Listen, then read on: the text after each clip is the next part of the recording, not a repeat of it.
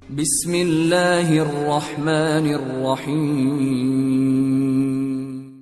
سورج ابھی ابھی مشرق سے طلوع ہوا تھا۔ ایسے میں سماک بن خرشہ، نعیم بن مسعود اور طفیل بن عامر وادی القرا میں داخل ہوئے اور ایک ایک سرائے کے اندر داخل ہو کر انہوں نے ولید بن ثابت اور اس کے دونوں ساتھیوں کو تلاش کرنا شروع کر دیا تھا۔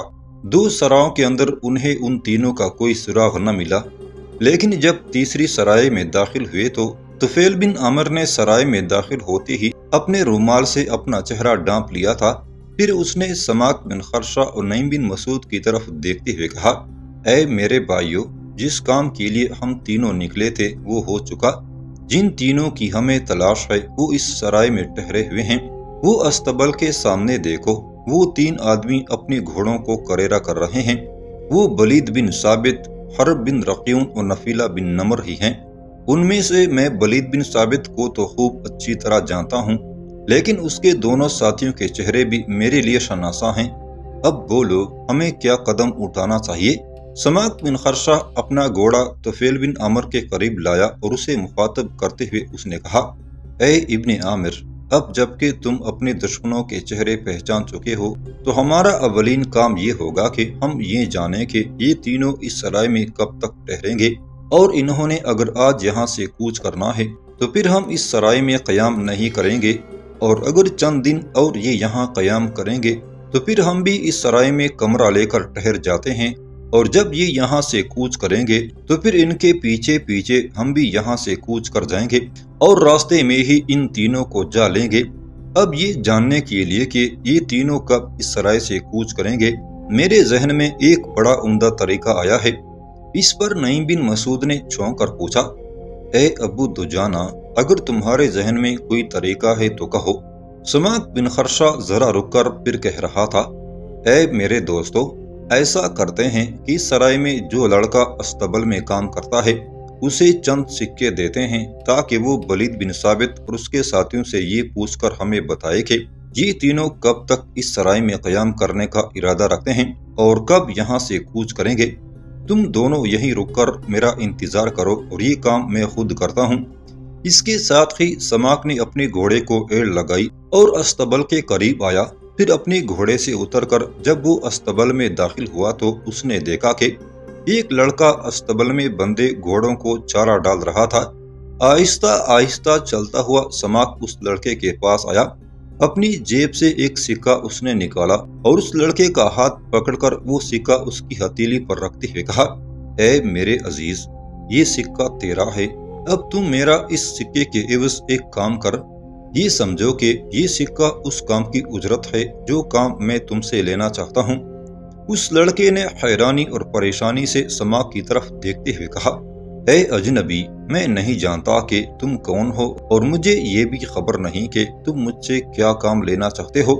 اس پر سماک نے اس کا ہاتھ پکڑا اور استبل کے دروازے کے قریب لا کر کڑا کرتے ہوئے ولید بن ثابت اور اس کے ساتھیوں کی طرف اشارہ کرتے ہوئے اس نے کہا، بس تم مجھے صرف یہ پتہ کر کے بتا دو کہ یہ جو سامنے تینوں جوان اپنے گھوڑوں کو کریرا کر رہے ہیں یہ کب اس سرائے سے کوچ کریں گے۔ اس پر وہ لڑکا خوش ہو گیا اور سماک کی طرف دیکھتے ہوئے کہا، یہ تو بڑا آسان کام ہے، یہ تو میں ابھی تمہیں بتا سکتا ہوں کہ یہ کب یہاں سے کوچ کریں گے۔ یہ تینوں گزشتہ 3 دنوں سے اس سرائے میں ٹھہرے ہوئے ہیں اور اب یہ آج ہی یہاں سے کوچ کریں گے۔ یہ اپنے کوچ کرنے سے قبل ہی اپنے گھوڑوں کو کریرا کر رہے ہیں، اور مجھے امید ہے کہ تھوڑی دیر تک یہ تینوں مکہ کی طرف کوچ کر جائیں گے، کیونکہ ان کا تعلق بنو بکر سے ہے اور یہ وادی القرا میں جو بیچنے کے لیے آئے تھے اور ان کے جو بک چکے ہیں۔ یہ وہ سامان بھی خرید چکے ہیں جو یہ اپنے اونٹوں پر لاد کر اپنی بستی کی طرف لے جائیں گے۔ اس لڑکے کا جواب سن کر سماک بن خرشہ کے چہرے پر خوشیاں بکھر گئی تھیں۔ اس نے مسکراتے ہوئے اس لڑکے کی پیٹھ تھپتھپائی اور کہا، اب تم جاؤ، یہ سکہ تمہارا ہے، جو کام میں تم سے لینا چاہتا تھا وہ تم کر چکے ہو۔ اس کے ساتھ ہی وہ لڑکا بھاگتا ہوا استبل کے اندرونی حصے کی طرف چلا گیا تھا، جبکہ سماک بن خرشہ اپنے گھوڑے کو ایڑ لگا کر اس طرف بڑھا جہاں پر نعیم بن مسعود اور طفیل بن عامر اس کے انتظار میں کھڑے تھے۔ اپنے گھوڑے کو میانہ روی سے ہانکتے ہوئے سماک ابن مسعود اور طفیل بن عامر کے پاس آیا اور رازداری کے ساتھ اس نے ان دونوں کو مخاطب کرتے ہوئے کہا، اے میرے دوستو، جس کام کے لیے میں گیا تھا وہ ہو چکا۔ تم اپنے سامنے دیکھو، یہ جو ولید بن ثابت اور اس کے ساتھی اپنے گھوڑوں کو کریرا کر رہے ہیں تو یہ ابھی تھوڑی دیر تک یہاں سے کوچ کرنے والے ہیں۔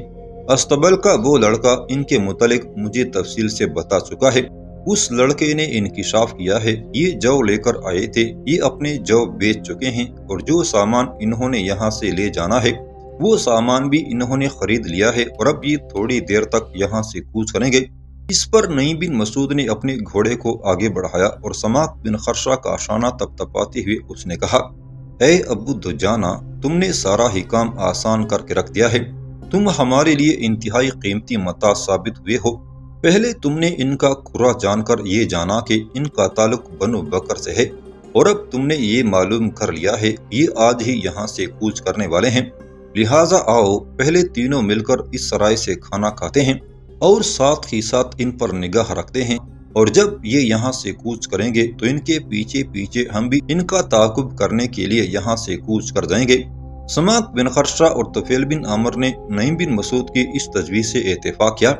پھر وہ تینوں آگے بڑھے اور اپنے گھوڑوں کو انہوں نے استبل کے سامنے باندھ دیا۔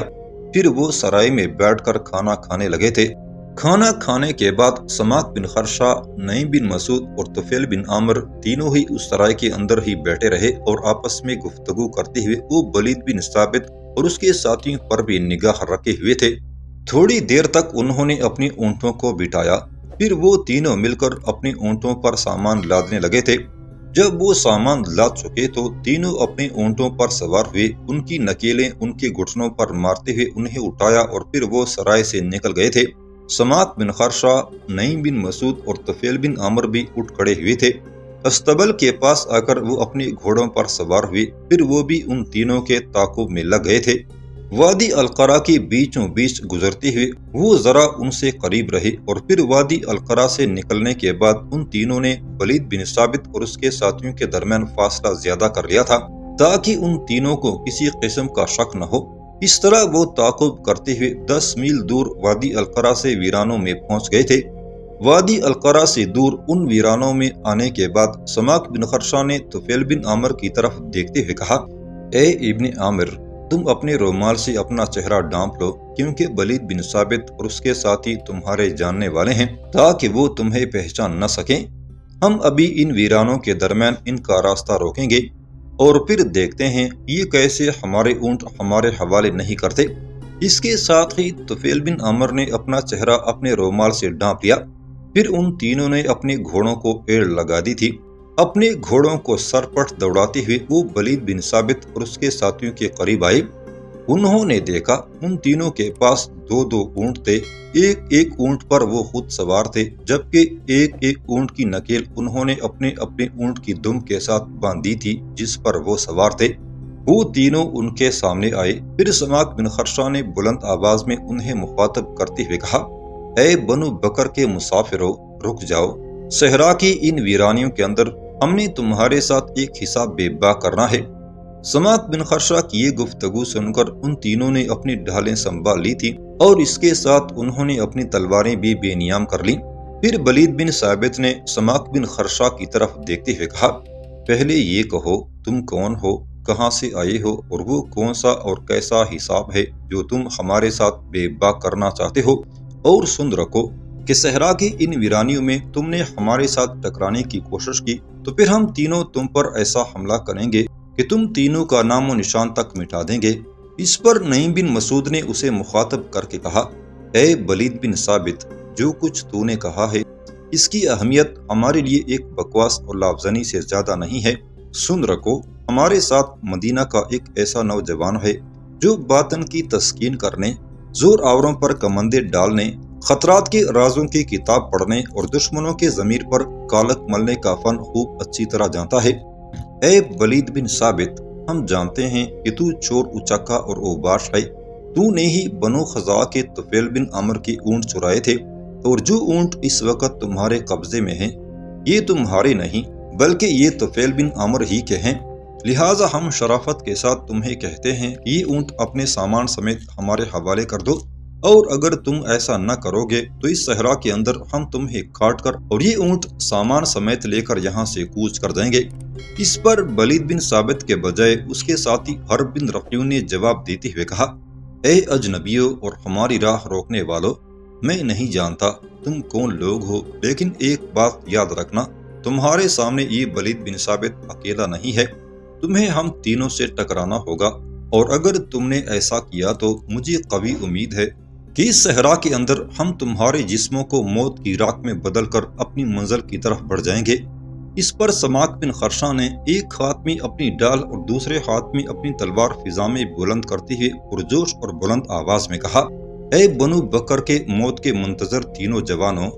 زیادہ لاف زنی کے تیر نہ پھینکو، اگر تم اتنے ہی شجاع اور دلیر ہو تو اپنے اونٹوں سے نیچے اترو، میں اکیلا تم تینوں کو ایک ساتھ مقابلے کی دعوت دیتا ہوں۔ میں تمہیں آخری بار تنبیہ کرتا ہوں کہ طفیل بن عمر کے دونوں اونٹ ہمارے حوالے کر دو، ہم تم سے کوئی تعارض کیے بغیر واپس چلے جائیں گے۔ سماک بن خرشہ کی اس گفتگو کے جواب میں وہ تینوں اپنی تلواریں اور اپنی ڈالیں سنبھالتے ہوئے اپنے اونٹوں سے کود گئے اور بڑی تیزی سے سماک کی طرف بڑھے تھے۔ سماک نے بھی اپنے گھوڑے سے چھلانگ لگا دی تھی، اس کے ساتھ ہی نعیم بن مسعود اور ابن عمر بھی اپنے گھوڑوں سے کود گئے۔ ساتھ ہی نعیم بن مسعود نے چلا کر کہا، اے ابن خرشہ، ان تینوں کے مقابلے میں ہم تمہیں اکیلا تو نہیں جانے دیں گے، تینوں کا ٹکراؤ ہم تینوں کے ساتھ ہی ہوگا۔ اس کے ساتھ ہی سماک بن خرشہ، نعیم بن مسعود اور طفیل بن عمر تینوں بڑھ کر ان پر حملہ آور ہو گئے تھے۔ تھوڑی دیر تک صحرا کے اندر 6 تلواریں اور ڈالیں آپس میں ٹکراتی رہیں، لیکن جلد ہی سماک نے اپنے مقابل کو جو ولید بن ثابت تھا اس کو قتل کر دیا۔ اس کے بعد وہ حرب بن رقیع کی طرف بڑھا جو نعیم بن مسعود سے ٹکرا رہا تھا، اور اس پر حملہ آور ہو کر اس کی گردن بھی کاٹ کر رکھ دی تھی۔ اتنی دیر تک تیسرا ساتھی نفیلہ بن نمر اپنے دونوں ساتھیوں کو قتل ہوتے دیکھ کر گھبرا اٹھا تھا، اور اس کی اس گھبراہٹ سے فائدہ اٹھاتے ہوئے ابن عمر نے اسے تلوار مار کر 2 لخت کر دیا تھا۔ اس طرح ان تینوں کو موت کے گھاٹ اتارنے کے بعد انہوں نے ان کی لاشوں کو وہاں ریت میں دفن کر دیا۔ پھر سماک بن خرشہ نے بنو خزاعہ کے طفیل بن عمر کو مخاطب کرتے ہوئے کہا، اے ابن عامر میرے بھائی، تم اپنے 2 اونٹوں کی تلاش میں نکلے تھے، اب دیکھو یہ 6 اونٹ سامان سمیت لے کر تم اپنے قبیلے کی طرف روانہ ہو جاؤ، یہی سمجھو کہ یہ تمہیں خداوند کی طرف سے انعام میں ملے ہیں۔ اس کے ساتھ ہی نعیم بن مسعود نے بولتے ہوئے کہا، اے ابن عامر، تم ان سارے اونٹوں کو آپس میں جکڑ دو اور اپنے گھوڑے کی لگام بھی سب سے پچھلے اونٹ کے کجاوے کے ساتھ ہی باندھ دو، پھر سب سے اگلے اونٹ پر تم سوار ہو جاؤ اور اونٹوں کے اس قافلے کو ہانک کر یہاں سے کوچ کرو، میں اور سماک بن خرشہ بھی اپنے گھوڑوں پر سوار ہو کر تمہارے ساتھ ہو لیتے ہیں۔ اس کے ساتھ ہی طفیل بن عمر اپنے گھوڑے سے اتر گیا، پہلے اس نے سارے اونٹوں کی نکیلوں کو ایک دوسرے کے ساتھ جکڑا، پھر سب سے پچھلے اونٹ کے کجاوے سے اس نے اپنے گھوڑے کی لگام باندھی، اس کے بعد وہ سب سے اگلے اونٹ کے کجاوے پر سوار ہوا اور اونٹوں کے اس قافلے کو اس نے ہانک دیا تھا، جبکہ سماک بن خرشہ اور نعیم بن مسعود بھی اپنے گھوڑوں پر سوار ہو کر اس کے ساتھ ہو لیے تھے۔ اس طرح وہ تینوں ان اونٹوں اور ان پر لدے سامان کو لے کر وہاں سے کوچ کر گئے تھے۔ غزوہ حنین کے بعد ہجری 9 میں بنو اسد کا ایک وفد حضور صلی اللہ علیہ وسلم کی خدمت میں حاضر ہوا اور انہوں نے اسلام قبول کیا۔ ایسے ہی وفود ربیع الاول کے مہینے میں قبیلہ بلی اور بنو لخم کے بھی حضور صلی اللہ علیہ وسلم کی خدمت میں حاضر ہوئے اور انہوں نے بھی اسلام قبول کر لیا۔ اس طرح مختلف وفود کے اندر بڑی تیزی کے ساتھ قبولیت اسلام کا عمل شروع ہو گیا تھا۔ طائف کے بنو ثقیف کے ساتھ جب مسلمانوں کی جنگ ہوئی اور اس جنگ سے نمٹنے کے بعد حضور صلی اللہ علیہ وسلم مدینہ میں تشریف لائے تو بنو ثقیف کا سردار عروہ بن مسعود ثقفی حضور صلی اللہ علیہ وسلم کی خدمت میں حاضر ہوا اور اسلام قبول کر لیا۔ پھر اس عروہ بن مسعود نے حضور صلی اللہ علیہ وسلم سے التماس کرتے ہوئے کہا، یا رسول اللہ صلی اللہ علیہ وسلم، آپ صلی اللہ علیہ وسلم مجھے میری قوم کے پاس جانے کی اجازت دیجیے۔ اس پر حضور صلی اللہ علیہ وسلم نے عروہ بن مسعود کو مخاطب کرتے ہوئے فرمایا، اہل طائف کے محاصرے کے دوران میں ان کی ذہنیت اور ان کی حالت کو خوب اچھی طرح جان چکا ہوں، وہ بہت مغرور اور اپنی بات پر اڑ جانے والے لوگ ہیں، لہٰذا میں تمہیں مشورہ دوں گا کہ تم ان کے اندر تبلیغ اسلام کے لیے نہ جاؤ، ورنہ مجھے خطرہ ہے کہ وہ تمہیں قتل کر دیں گے۔ لہٰذا میں تمہیں ان کے اندر واپس جانے کا مشورہ نہ دوں گا، اس لیے کہ میرا دل کہتا ہے کہ وہ لوگ تمہاری باتوں پر کان نہ دھریں گے۔ اس پر عروہ بن مسعود نے حضور صلی اللہ علیہ وسلم کو مخاطب کرتے ہوئے کہا، یا رسول اللہ صلی اللہ علیہ وسلم،